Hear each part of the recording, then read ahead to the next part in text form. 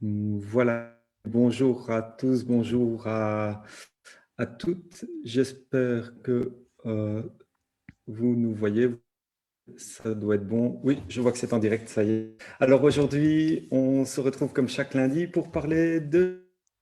Alors elle est aussi appelée, vous la connaissez peut-être sous le nom d'acide folique, ou folate. Elle est essentielle à la production du matériel génétique, donc de l'ADN cellulaire, décidément, je chopais sur tous les mots.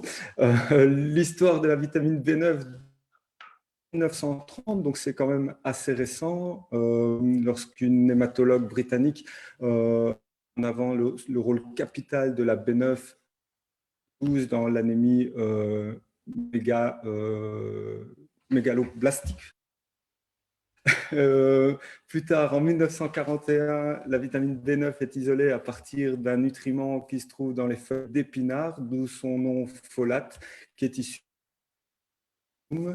Alors voilà, ça fait des années que j'avais plus fait de latin. Je m'y suis remis dans la maturation des globules rouges et cette lumière justement à cette période-là. C'est seulement en 1991 qu'est mis en évidence le rôle protecteur d'une supplémentation en acide folique au cours du premier trimestre de la grossesse. Alors bonjour Amine. Tout d'abord, est-ce que tu peux nous dire quels sont les différents types de vitamine B9? Bonsoir Cédric et bonsoir tout le monde. Je pense que ta connexion est mauvaise, Je mais pense peut-être aussi, que je je me crains. trompe. Si jamais vous me plaît, continue sans moi. Oui, d'accord. Donc, concernant les différents types de vitamine B9, en fait, c'est un sujet important parce qu'il y a plusieurs types de B9, que ce soit dans les aliments, donc des précurseurs de la B9 bioactive, ou alors même dans les compléments alimentaires, puisque dans les compléments alimentaires, par exemple, on a différentes générations. On a la première, deuxième, quatrième, troisième et quatrième génération de vitamine B9.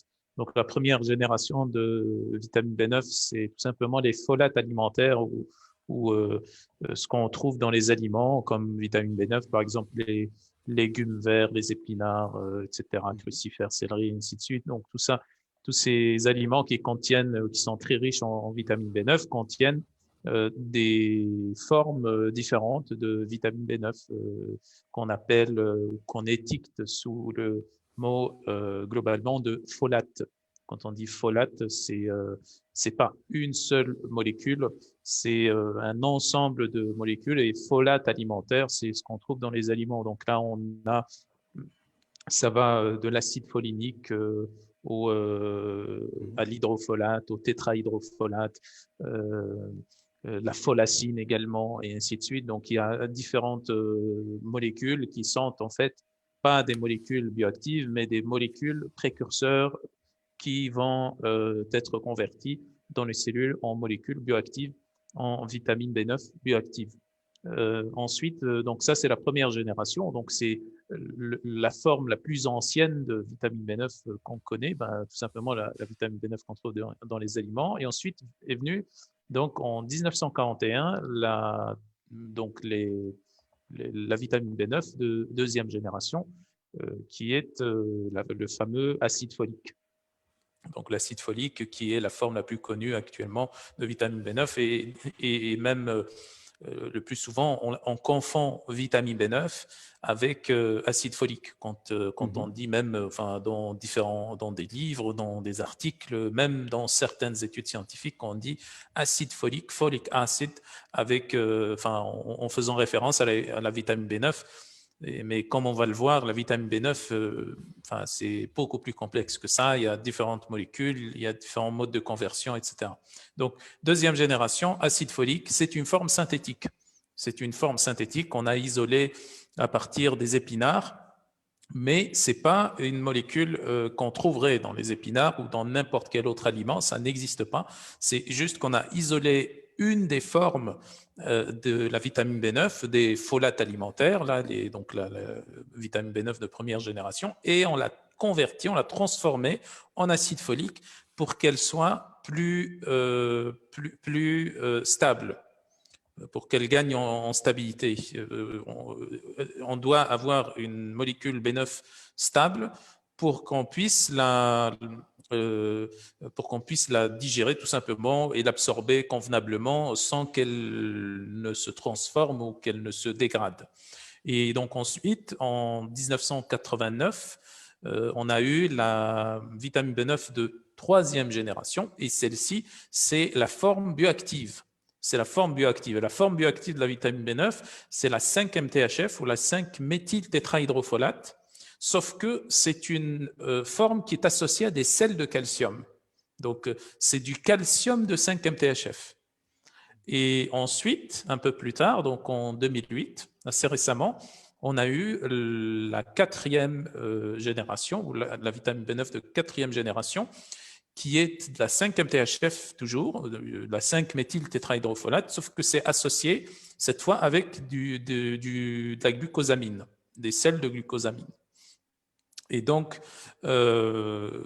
l'évolution à partir de l'acide folique, la 2e génération, jusqu'au 5-MTHF, c'est passé en fait tout simplement d'une forme synthétique précurseur très lointaine par rapport à la forme bioactive qui est la 5-MTHF, vers une forme bioactive, vers la forme bioactive. Donc, on a réussi à stabiliser dans la 3e et 4e génération, on a réussi à stabiliser la 5-MTHF, donc la forme bioactive de la vitamine B9. Donc, entre parenthèses ici, quand on dit forme bioactive, c'est-à-dire c'est la vraie vitamine B9, la vraie molécule qu'on trouve dans les cellules et qui donne tous les effets biologiques de la vitamine B9. Donc, quand on dit de l'acide folique donne ceci, cela, l'acide folique ne donne rien du tout. L'acide folique, il ne fait que se convertir en 5-MTHF pour qu'ensuite, cette 5-MTHF, par le biais de la 5-MTHF, ça donne tous les effets biologiques. Et pas que l'acide folique, d'ailleurs, toutes les autres formes qu'on trouve dans les aliments, plus ou moins,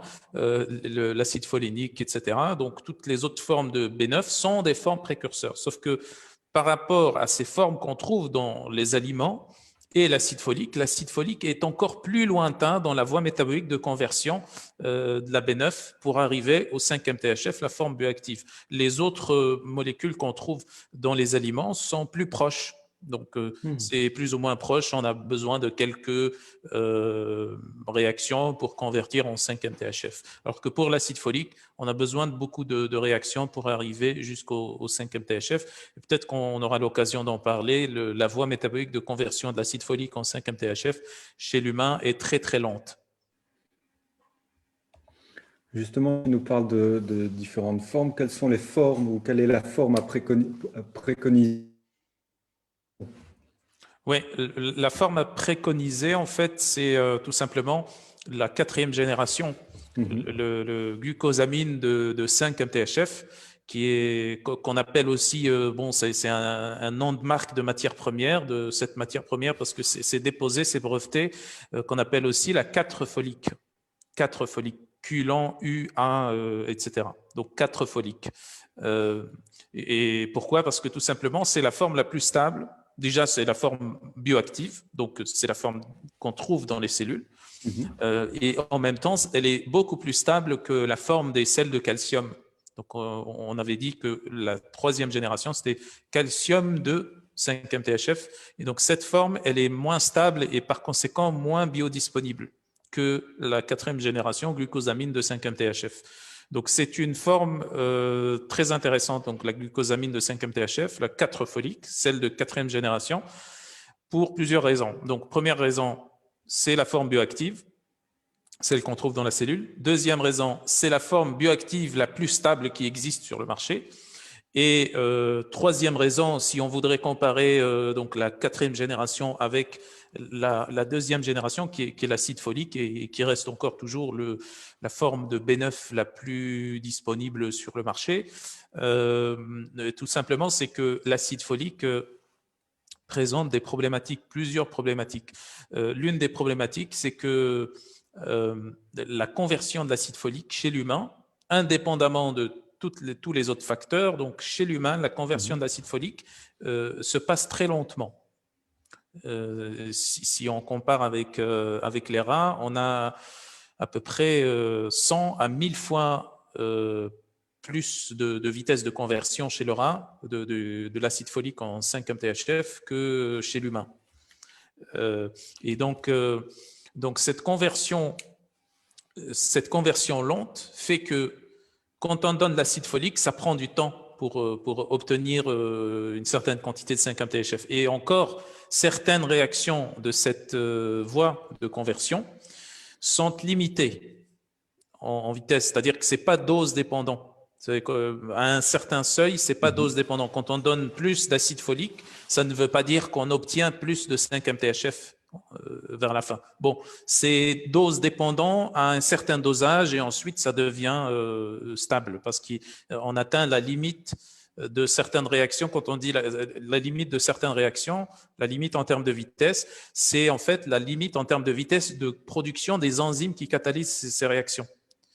Donc, quand on obtient le maximum d'une enzyme, c'est bon, on ne peut plus augmenter en termes de vitesse, même si on rajoute trop une quantité plus importante d'acide folique. Donc, ça, c'est une autre raison. Et il y a encore une autre raison qui est la plus pertinente, c'est que dans la population générale, on peut avoir des mutations, des SNP, des polymorphismes génétiques, bon, on va dire entre parenthèses des mutations, qui peuvent atteindre plusieurs enzymes de la voie de conversion de l'acide folique en 5-MTHF.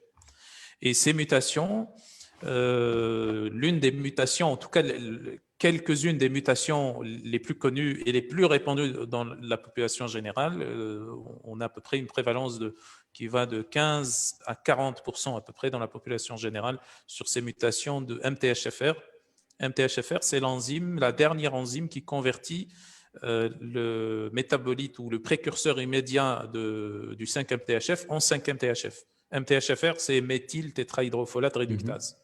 C'est la dernière enzyme. Et cette enzyme-là, le gène qui code pour cette enzyme-là, pourrait présenter une ou plusieurs mutations.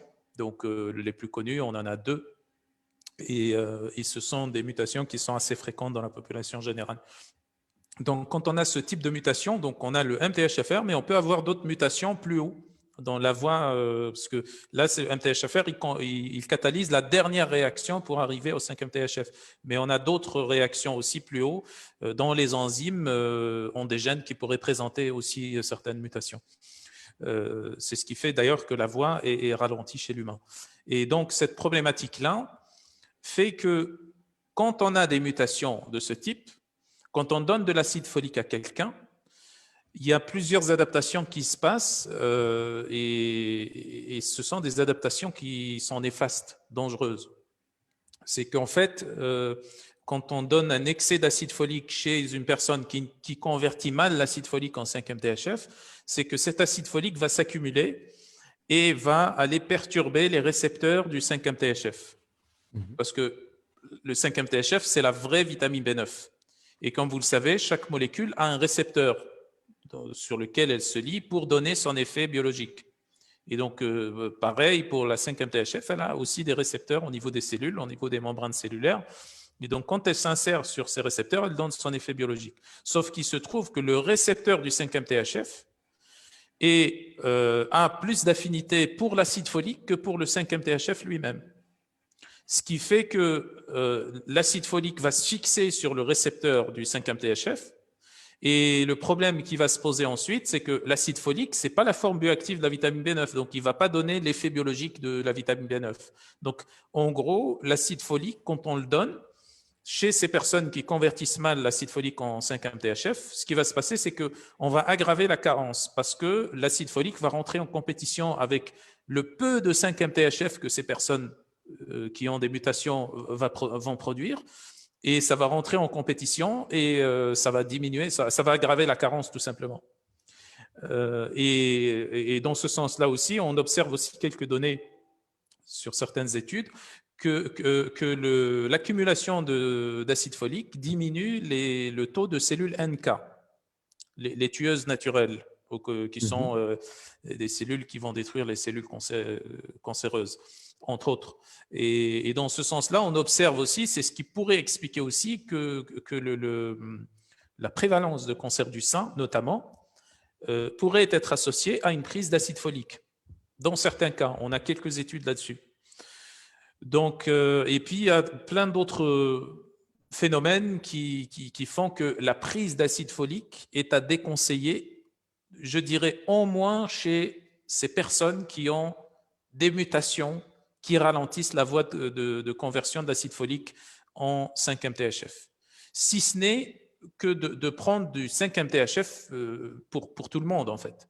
Parce que le 5-MTHF, tel dans sa 4e génération, il fonctionne, c'est la forme bioactive de la vitamine B9 et ça fonctionne pour tout le monde.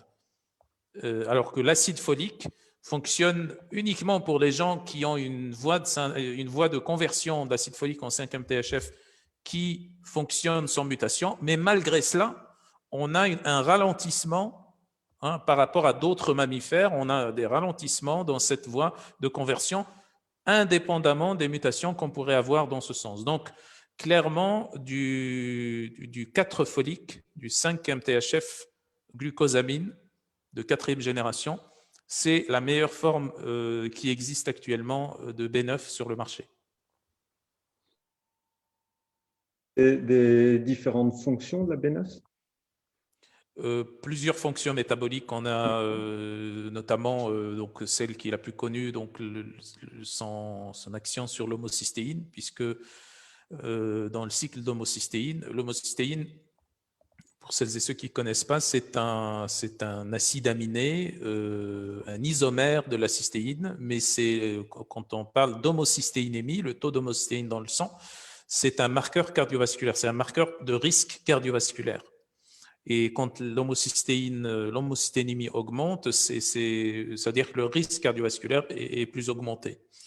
Et la vitamine B9, avec la vitamine B12, la méthylcobalamine, sont des cofacteurs d'une enzyme qui s'appelle la méthionine synthase.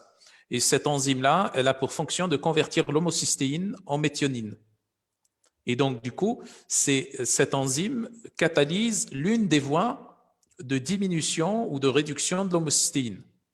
Ce qui fait que la vitamine B9 a cette action justement sur la diminution de l'homocystéine et donc sur la diminution du risque cardiovasculaire. Ça, c'est l'une des fonctions. Après, il y a une fonction aussi que tu avais citée au tout début, c'est la production de globules rouges. Et dans ce sens-là, toujours la vitamine B9 fonctionne avec la vitamine B12 comme dans une phase assez tôt dans la voie de synthèse des globules rouges. Parce qu'il y a la vitamine B9, B12 qui intervient. Ensuite, donc dans la même voie de synthèse des globules rouges, on a l'érythropoïétine notamment. Et puis ensuite, on a le fer qui vient assez tard dans la voie, c'est-à-dire vers la fin de la synthèse des globules rouges. Donc, c'est pour ça que on observe dans les anémies mégaloblastiques, en général, pas en général, mais assez souvent, on observe une carence en vitamine B9 ou vitamine B12. D'ailleurs, c'est entre parenthèses ici, c'est assez difficile de distinguer cliniquement une carence en vitamine B12 d'une carence en vitamine B9. Donc, dans ce sens-là, ça intervient dans l'hématopoïèse et puis dans le cycle de Krebs et le métabolisme énergétique en général aussi. Ça intervient comme n'importe quelle vitamine du groupe B, parce que les vitamines du groupe B, globalement, leur fonction pourrait se résumer en hématopoïèse, métabolisme énergétique et fonction cognitive. Et donc, dans ce sens-là, la vitamine B9 a aussi un effet sur le cycle de Krebs, accélérateur du cycle de Krebs, tout comme la vitamine B12 aussi. Et donc, puisqu'on est en train de parler de vitamine B12 en combinaison avec la vitamine B9, dans la plupart des voies métaboliques dans lesquelles intervient la vitamine B9, on trouve très souvent la vitamine B12 aussi qui est cofacteur. Donc la vitamine B9 et la vitamine B12 sont des cofacteurs l'un de l'autre. Okay. Et puis ensuite, on a aussi une autre fonction que tu avais citée au tout début, c'est la synthèse de l'ADN et de l'ARN. Donc là, on a différents cofacteurs pour la synthèse du matériel génétique. notamment l'ADN et l'ARN, et notamment on a la vitamine B9, la vitamine B12, la vitamine B1, le zinc, etc. Donc la vitamine B9 est un cofacteur très important. S'il n'y a pas de B9, s'il n'y a pas assez de B9, il n'y a pas de synthèse de nucléotides et donc il n'y a pas de synthèse de matériel génétique. Donc ça, c'est très important à comprendre. Après, on a aussi des effets sur le système nerveux, que ce soit sur le cerveau ou sur des organites paracérébrales comme l'hippocampe ou comme l'amygdale ou comme l'hypothalamus. Donc là aussi, la vitamine B9 intervient pour un bon fonctionnement de ces organites. Et également, puisqu'on parle du cerveau, la vitamine B9, bien entendu, par le biais du cycle du folate. Donc le cycle de folate, c'est celui qui convertit la tétrahydrofolate en 5-MTHF. Donc la tétrahydrofolate, c'est le précurseur immédiat du 5-MTHF. Et donc, dans ce cycle-là, on a un autre cycle qui s'articule avec ce cycle qui s'appelle le cycle de la tétrahydrobioptérine. Et ce cycle de la tétrahydrobioptérine va donner les précurseurs des neurotransmetteurs. Et donc, du coup, le cycle de la folate, le cycle tout simplement de la vitamine B9, va permettre la synthèse des neurotransmetteurs, que ce soit les neurotransmetteurs activateurs ou inhibiteurs, donc un neurotransmetteur du système nerveux sympathique ou un neurotransmetteur du système nerveux parasympathique. Donc là, je citerai par exemple la sérotonine à travers le tryptophane. Donc le tryptophane provient notamment, entre autres, du cycle de la tétrahydrobioptérine qui est combiné avec le cycle de l'acide folique ou de la vitamine B9. Et d'un autre côté, donc sérotonine, mélatonine pour les neurotransmetteurs du système nerveux parasympathique, et puis il y a les neurotransmetteurs du système nerveux sympathique. Donc dans ce sens-là, on a les catécholamines, dopamine, noradrénaline, adrénaline, etc., qui sont aussi donc synthétisés à travers le cycle de la tétrahydrobioptérine, donc à travers le cycle de la vitamine B9 aussi. Et puis, entre autres aussi, donc, puisqu'on a parlé du système nerveux, des neurotransmetteurs, etc., donc on a aussi donc, la vitamine B9 qui est extrêmement importante pour le développement du système nerveux chez le fœtus, le nouveau-né, l'enfant et ainsi de suite. Alors, je souris parce que je la question en te demandant si on faisait une vidéo sur toutes les vitamines du groupe B. En une fois, tu m'as dit oui, si on a 7 ou 8 heures devant nous, on pourra la faire pour toutes les vitamines du groupe B en même temps. Mais je comprends mieux maintenant. Dans quel cas est-ce qu'on va recommander justement la B9? Oui, selon ce qu'on avait dit sur les fonctions métaboliques, on a quelques indications de la B9. Alors, je dis bien quelques indications parce que en réalité, il y a des dizaines d'indications pour la vitamine B9. Il y a des dizaines d'applications, sauf que on n'a que quelques indications sur lesquelles il y a suffisamment de littérature scientifique. Et là, je parle des essais cliniques. Après, bon, toutes les autres indications, on peut les avoir. Certaines études montrent que ça fonctionne, d'autres non. On a des études précliniques, des études chez l'animal, in vitro, etc. D'autres indications sur lesquelles on n'a pas du tout d'études et c'est des suppositions connaissant la biochimie de la vitamine B9. Donc, on suppose que voilà, ça intervient dans telle ou telle fonction. Mais ce que je vais expliquer ici, c'est tout simplement les indications qui sont les plus avérées, sur lesquelles on a le plus de données scientifiques, d'études cliniques, etc. Voilà. Et donc, l'indication la plus connue, celle qui est vraiment la plus connue, la plus utilisée par la plupart des professionnels de la santé, des médecins, etc., c'est la prescription de la vitamine B9 au cours de la grossesse. Et même avant la grossesse, en préconception, afin d'éviter les malformations congénitales, ou je dirais plus précisément, afin de réduire le risque de malformations congénitales de type spina bifida, par exemple. Malformation congénitale du système nerveux. Puisqu'on avait dit que la vitamine B9 intervenait dans le cas du développement du système nerveux chez le fœtus et l'enfant. Ouais. Voilà. Donc ça, c'est une indication qui est bien connue. Après, maintenant, ce qu'on recommande le plus souvent, c'est l'acide folique. Ce qui est tout à fait normal parce qu'en fait, c'est assez peu connu que l'acide folique, en tout cas dans le milieu médical, professionnel de la santé, etc., c'est assez peu connu que l'acide folique pourrait être toxique dans certains cas. Dans d'autres cas, ça fonctionne plus ou moins bien, mais dans des cas où on a les mutations que j'ai expliquées, et je pense même qu'on avait fait une vidéo il y a assez longtemps, il y a eu une année ou plus, sur le MTHFR et les différentes mutations qu'on pourrait avoir. Donc, je pense qu'on mettrait aussi le lien de cette vidéo, je pense, après. Voilà.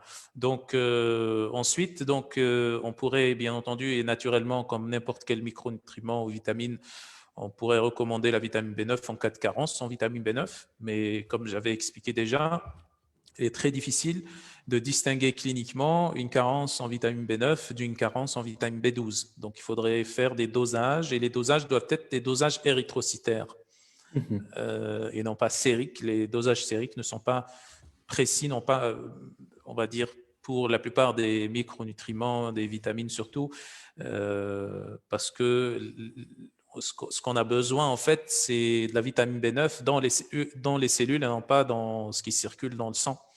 Donc, le dosage sérique reflète la quantité de vitamine B9 circulante, bien sûr, qui est bien entendu corrélée avec éventuellement des carences ou des excès, mais c'est pas aussi bien corrélé que quand on regarde au niveau des érythrocytes, qui sont des cellules en fait. Donc, les érythrocytes, c'est les globules rouges, mais c'est des cellules. Donc, quand on regarde dans les érythrocytes, on a une corrélation plus importante par rapport au contenu de la vitamine B9 qu'on trouve dans les autres cellules que quand on regarde dans le sérum. Donc, ça serait intéressant de voir dans ce sens-là. Et puis, outre les carences, les malformations congénitales, etc., on peut avoir aussi, comme j'avais déjà expliqué, et comme tu l'as fait signaler au début, dans les cas de certaines anémies mégaloblastiques. Pas toutes les anémies mégaloblastiques, mais il y a certaines anémies qui sont B9 dépendantes, voire B12 dépendantes aussi. Donc là, ça pourrait régler la problématique. En général, les anémies qui sont fer dépendantes ou ferriprives ne sont pas sensibles à la vitamine B9. On pourrait donner de la vitamine B9, rien n'empêche de donner de la vitamine B9 pour ce type d'anémie, mais il ne faut pas s'attendre à un résultat intéressant. Donc c'est en général parce qu'en fait, anémie mégaloblastique et anémie microcytaire, c'est en fonction d'où intervient le micronutriment dans la voie de synthèse des globules rouges. On avait dit que la B9, B12 intervenait plus tôt et le fer intervenait plus tard. Et donc, ça fait cette différence-là. Bon, je ne pourrais pas vous expliquer ici, sinon ça prendrait plus de temps. Mais en tout cas, on a certains types d'anémies qui sont B9 dépendantes, voire B12 dépendantes aussi. Et à ce moment-là, la B9 serait intéressante. Donc, on avait parlé aussi du risque cardiovasculaire, donc le fait de diminuer l'homocystéine, que ça réduit le risque cardiovasculaire. Et l'un des moyens et l'une des voies les plus intéressantes pour diminuer l'homocystéine, c'est de convertir l'homocystéine en méthionine, parce qu'ensuite, la méthionine, parce que c'est un cycle en fait, c'est l'homocystéine qui se convertit en méthionine et la méthionine qui se convertit ensuite en homocystéine en passant par un métabolite qui s'appelle le S-adénosylméthionine. Et sauf que ici, vous allez me dire, OK, on convertit l'homocystéine en méthionine, on a réduit l'homocystéine, sauf qu'ensuite, la méthionine revient en homocystéine. Dans ce cas, on n'a rien réduit, sauf qu'ici, on a le S-adénosylméthionine qui part dans les 3/4 à peu près, 75% de ce S-adénosylméthionine qui se situe entre la méthionine et l'homocystéine, il part dans les voies de la méthylation. Donc, en fait, ce qui revient de la méthionine vers l'homocystéine, c'est juste le quart. Et dans ce cas, on a réduit, à chaque cycle, on réduit de 3/4 l'homocystéine, biochimiquement parlant. Donc, la vitamine B9 qui est le cofacteur avec la vitamine B12 de la méthionine synthase qui fait cette conversion-là est très important dans ce sens-là. Et puis, on a aussi quelques autres applications, comme par exemple, qui sont un peu moins connues sur le plan biochimique, mais qui restent aussi des applications intéressantes parce qu'on a des essais cliniques là-dessus. Le fait d'utiliser par exemple la vitamine B9 pour diminuer les effets secondaires de certains traitements comme le méthotrexate par exemple, ou dans les effets secondaires, certains effets secondaires par exemple se présentent sous forme de nausées, vomissements, etc. Donc la vitamine B9 pourrait améliorer donc ces effets secondaires. En tout cas, c'est ce que montrent certains essais cliniques. Aussi, on peut avoir aussi la vitamine B9 en association avec la vitamine B6 et la vitamine B12 dans le cas, ou en tout cas comme protocole ou comme stratégie d'intervention dans le cas de dégénérescence maculaire, donc en ce qui concerne les yeux, ou la baisse de la vue chez les personnes âgées, dégénérescence maculaire. Et puis, en plus de ça, on avait parlé de la vitamine B9 dans le cycle de Krebs et dans la production d'ATP, et dans ce cas, la B9 pourrait être intéressante aussi, avec la B12 toujours, dans les cas de syndrome de fatigue chronique aussi. Et puis, certaines études aussi montrent que la prise de vitamine B9 pourrait réduire aussi le risque d'infarctus de myocarde de 10 à 25%, ce qui est considérable, surtout chez les personnes à risque ou chez des personnes qui ont déjà fait un infarctus et qui risquent de récidiver aussi. Ça serait aussi intéressant donc de donner de la B9, de la 5-MTHF chez ces personnes-là. Et puis, sans parler d'autres fonctions aussi sur la dépression, sur la mémoire, sur la capacité cognitive et ainsi de suite. Il y a un tas d'autres applications, comme je vous ai dit, qui sont plus ou moins avérées et qu'on pourrait aussi, dans lesquelles on pourrait aussi recommander la vitamine B9. Alors, j'ai Elia justement qui nous demande ce que tu penses de l'utilisation des folates pour les troubles du autistique.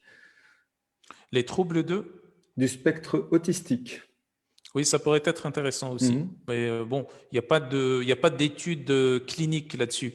Il y a quelques études cliniques, mais qui combinent la B9 avec tout un tas d'autres micronutriments. Mais pour la B9 en elle-même, ça pourrait être intéressant, mais ça, c'est une supposition, une hypothèse que moi, je lance. Mais je n'ai pas d'études là-dessus. Alors, est-ce que tu peux nous parler des prises et des précautions d'emploi? Oui, on a à peu près, pour les modalités de prise, on a à peu près un dosage recommandé qui se situe entre à peu près inférieur à 1000 microgrammes, parce que 1000 microgrammes, c'est l'apport maximal tolérable qu'on a quand on dit apport maximal tolérable, c'est-à-dire ce qu'il ne faut pas dépasser en fonction des recommandations des agences sanitaires. Et donc, moins de 1000 microgrammes, donc on pourrait être à 950, 980 microgrammes maximum. En général, on recommande jusqu'à entre 400 et 500 microgrammes à peu près par jour. Et puis, je parle ici du 5 MTHF. 5 MTHF. Et puis également, ce qui serait important aussi de connaître, c'est que pour la 5 MTHF, donc la quatrième génération, la 4 folique, 5 MTHF glucosamine, il faudrait que ça soit pris au cours d'un repas. Ok. Et concernant les précautions de prise, comme j'ai dit tout à l'heure, il faudrait faire attention aux carences en vitamine B12, parce qu'en fait, comme on dit, un train pourrait en cacher un autre.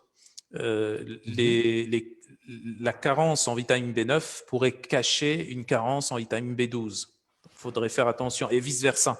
Il faudrait faire attention à ça. Donc, quand on supplémente en vitamine B9, on pourrait rétablir le taux de vitamine B9 et les symptômes de carence pourraient donc être pourrait être amélioré, il y aurait une rémission dans ces symptômes, sauf qu'on pourrait en même temps, en parallèle, avoir une carence en vitamine B9 qui serait masquée avec une supplémentation, une carence en vitamine B12, pardon, qui serait masquée par une supplémentation en vitamine B9. Donc, il faudrait explorer ces deux vitamines ensemble, parce qu'ils fonctionnent ensemble. Dans tout ce que j'avais exposé, la vitamine B9 fonctionne quasiment toujours avec la vitamine B12. Dans ce sens-là. Et puis également, ça pourrait aussi masquer certains troubles neurologiques. Donc, il faudrait bien connaître les problématiques d'ordre neurologique qui concernent les neurotransmetteurs, etc. Et puis, quand on sait à quoi c'est dû, à ce moment-là, on pourrait supplémenter en vitamine B9 et améliorer ces troubles neurologiques. Aussi, ce que j'avais expliqué sur l'acide folique, donc, il faudrait faire attention chez les patients qui ont des mutations ou qui ont un ralentissement dans la voie de conversion de l'acide folique en 5-MTHF, parce que ça pourrait augmenter le risque de cancer. Quand je dis ça pourrait augmenter le risque de cancer avec beaucoup de guillemets, parce que c'est une association et c'est un risque relatif. Ça ne veut pas dire que quand on prend de l'acide folique, quand on a ces mutations, on va avoir le cancer. Ça, c'est complètement faux. On a un risque relatif dans la population générale, et puis ce risque relatif dans la population générale pourrait augmenter, je dirais légèrement, voire un peu plus, quand on a ces mutations et qu'on prend de l'acide folique. Voilà. Donc, il faudrait bien être précis. Je ne dis pas que le fait d'avoir ces mutations et de prendre de l'acide folique va donner le cancer, encore une fois, c'est que ça augmenterait le risque relatif de cancer, de certains cancers, notamment ce qui existe sur la littérature, c'est cancer du sein. OK ? J'avais parlé aussi du fait que ça pourrait baisser aussi les NK, donc ça serait l'une des causes de l'augmentation de ce risque, et en même temps également le fait d'aggraver tout simplement la carence en vitamine B9. On pourrait très bien donner de l'acide folique, on mesure dans le sang ou même dans les érythrocytes. En général, qu'est-ce qu'on mesure? On mesure du folate, de l'acide folique, etc., mais on mesure jamais le 5-MTHF. La forme bioactive. Et quand on donne de l'acide folique, c'est clair que dans le sang, on va trouver plus d'acide folique. Ça, c'est tout à fait normal. Sauf que, est-ce que cet acide folique se convertit suffisamment en 5-MTHF pour avoir suffisamment de B9, pour avoir des effets biologiques, pour ne pas être carencé? Donc, on pourrait très bien être cliniquement carencé en B9 bioactif, donc cliniquement carencé, et avoir un dosage sanguin qui est normal parce qu'on prendrait de l'acide folique, qui, lui, ne se convertit pas suffisamment en 5-MTHF. Donc, il faudrait voir tout ça. Et bien sûr, tout ça, il faudrait le voir avec un thérapeute, un professionnel de la santé, un médecin qui est bien formé à ça et qui, lui, sait bien interpréter les bilans, etc. et sait où est-ce qu'il faut donner, etc. Donc, il faudrait faire ça avec un professionnel de la santé. Et est-ce qu'à ta connaissance, il y a des traitements médicamenteux qui pourraient faire chuter la B9? Non, je ne sais pas. Aucune idée. Ok. Je passe aux questions. Il y en a une série, donc on s'accroche. Comment est-ce qu'on peut identifier ces fameuses mutations? Par une analyse génétique. Ok. Il faut une analyse génétique, une analyse de SNP, de polymorphisme génétique. Mais on pourrait supposer, en fait, c'est pour ça qu'au début, j'avais directement expliqué qu'on a ces mutations qui ralentissent encore la voie de conversion de l'acide folique, mais on a aussi, sans avoir ces mutations, on a déjà à la base une voie qui est ralentie. Donc, on pourrait supposer déjà qu'on a déjà une voie ralentie et que ça ne sert à rien de prendre de l'acide folique et qu'il faudrait prendre tout simplement du 5-MTHF, glucosamine de la 4e génération de la B9, qui est la forme bioactive directement, qui fonctionne sur tout le monde. Donc, on n'a pas besoin de savoir si on a une mutation ou pas. C'est bien si on a l'occasion de le connaître, si votre médecin pourrait prescrire ce type d'analyse génétique pour analyser, je sais pas, le MTHFR ou d'autres gènes qui sont impliqués dans la voie de conversion de l'acide folique en 5-MTHF, c'est très bien, sauf que c'est pas obligatoire. On peut d'emblée prendre du 5-MTHF. Le 5-MTHF, je rappelle, qui est la vraie vitamine B9, la vitamine B9 bioactive. Sid qui nous demande quid de la vitamine B9 et de l'allaitement. Pendant l'allaitement aussi, oui, on pourrait prendre aussi on pourrait recommander de la B9 pendant l'allaitement aussi, surtout quand il y a carence. Et c'est beaucoup plus recommandé au cours de la grossesse. Okay. Ça, c'est une obligation maintenant. Et même question pour les maladies hépatiques chroniques? Aussi. Ça fait partie des indications que je n'avais pas citées et sur lesquelles il y a moins de données. Mais on dit que ça pourrait améliorer les stéatoses, les cirrhoses, etc., ou que ça pourrait avoir un effet bénéfique. Donc, de fait, merci de poser les questions parce que ça nous permet de recorriger aussi. Et dans le même type de questions, j'ai peur de sortir le mot, de peur de me faire censurer, mais quid de la vitamine B9 et du Covid, la Covid?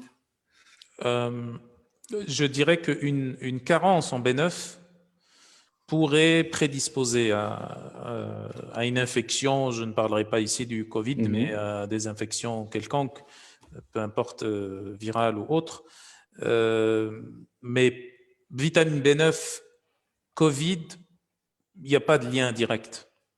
En tout cas, pas pour moi et pas dans la littérature scientifique. Mais quand il y a carence, c'est clair que B9 ou B12, ça fait baisser aussi le système immunitaire.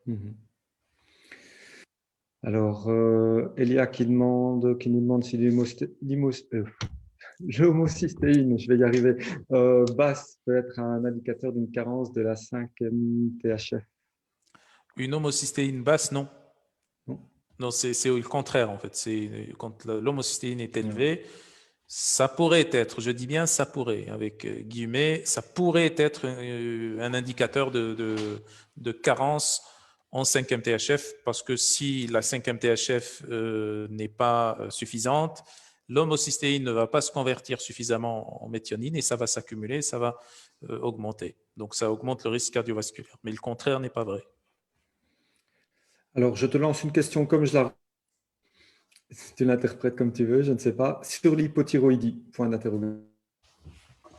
Ça peut avoir aussi, oui, c'est parmi les indications que je n'ai pas citées. Et comme j'ai dit, les autres indications que je n'avais pas citées, il y a moins de données scientifiques là-dessus.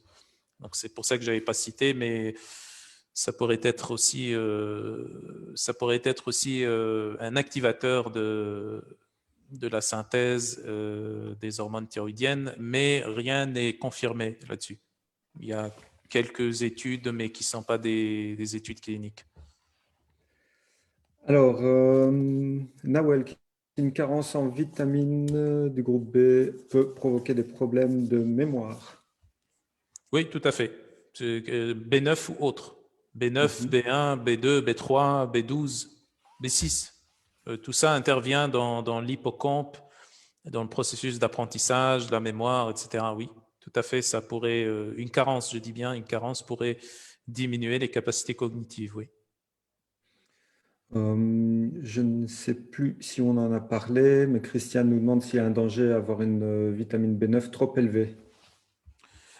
Ça pourrait avoir des effets, oui, ça pourrait avoir certains effets secondaires, bien que ce n'est pas bien documenté dans la littérature.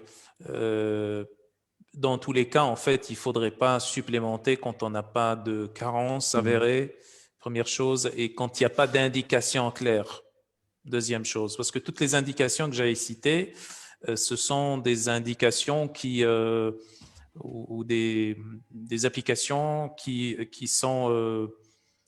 mobilisent certaines voies métaboliques qui vont surutiliser la vitamine B9. Donc, si on supplémente en vitamine B9, même s'il n'y a pas réellement carence ou déficience, il y a utilisation de cette vitamine B9, mais ne pas supplémenter en vitamine B9 spécialement, surtout à des dosages recommandés, là, qui entre 400 et 500 microgrammes, ne pas supplémenter s'il n'y a pas d'indication claire, d'où l'importance de consulter son professionnel de la santé. Alors, Dominique qui nous demande si la B9 est thermolabile. Non, pardon. La B9 nous dit la B9 est thermolabile. Quel est le phénomène qui provoque cette mutation? Alors, il y a deux questions ici.